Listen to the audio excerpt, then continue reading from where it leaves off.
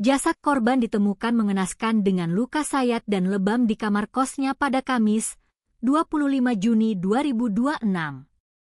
Hampir 2 pekan berlalu, pelaku belum juga tertangkap, memicu keresahan mendalam bagi warga eks lokalisasi tersebut. Ketua RT 04, Supadi, mendesak Pemkot Surabaya segera memfasilitasi CCTV lingkungan demi keamanan, karena polisi saat ini masih bersusah payah mengumpulkan petunjuk pemungkas. Kepergian Mbak Har yang dikenal sangat ramah, Grapia, meninggalkan duka berat bagi para sahabat. Rencana perjalanan bersama pada Agustus nanti terpaksa kandas. Kebaikan almarhumah bahkan membuat warga perantauan ikut menangis dan menyumbang tahlilan.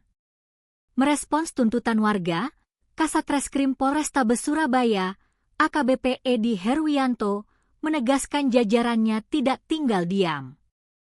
Polisi kini tengah bergerak cepat melakukan penyelidikan mendalam dan mengumpulkan berbagai alat bukti demi mengungkap identitas pelaku yang masih berkeliaran bebas.